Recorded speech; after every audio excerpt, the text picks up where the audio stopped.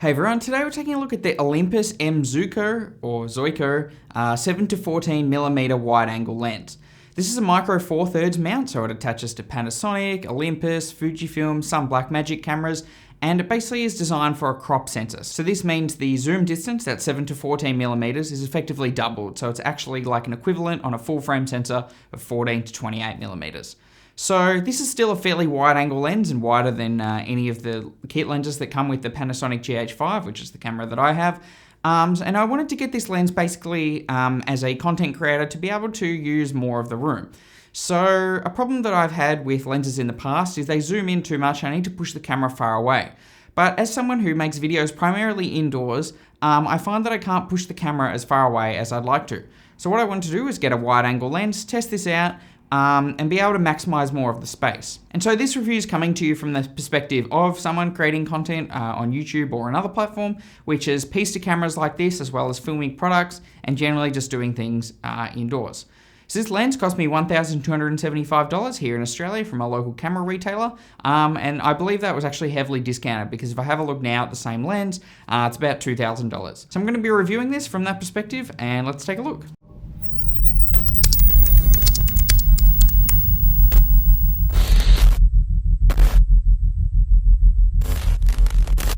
So the first thing you'll notice when you take this lens out of the box is just how durable and heavy it is compared to other lenses made for the micro four thirds mount.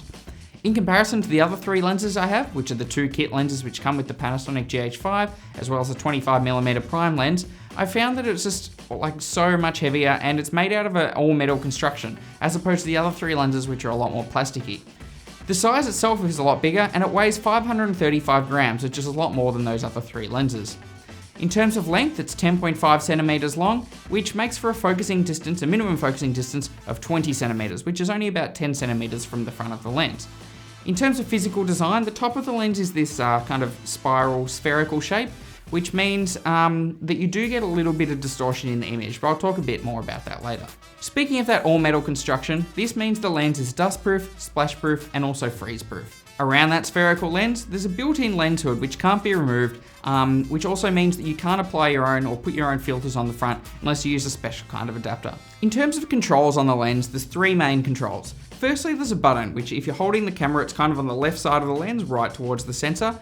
And that button in my Panasonic GH5 can be customized to do a whole range of different things.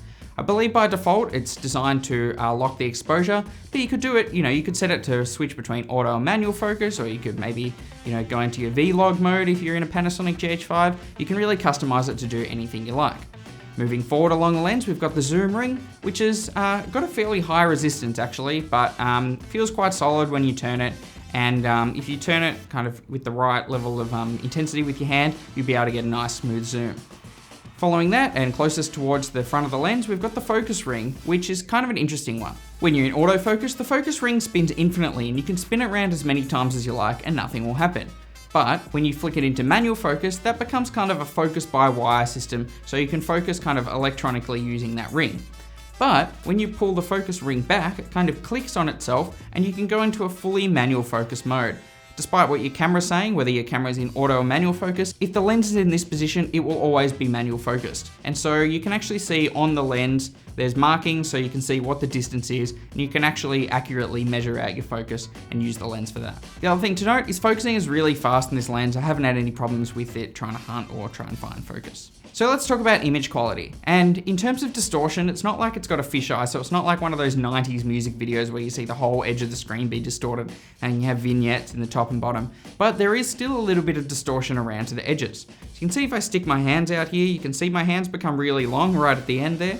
And you'll notice if you've got your subject not right in the center of the frame, you'll notice it becomes a little bit distorted. For example, if you've got your subject, at the rule of thirds, at the, at that third grid, or on the other side, you'll notice their face is a bit skewed and kind of long, and it looks a little bit funny, especially if you take it out of context of the rest of the frame. For example, if you cut it out in Photoshop or something like that.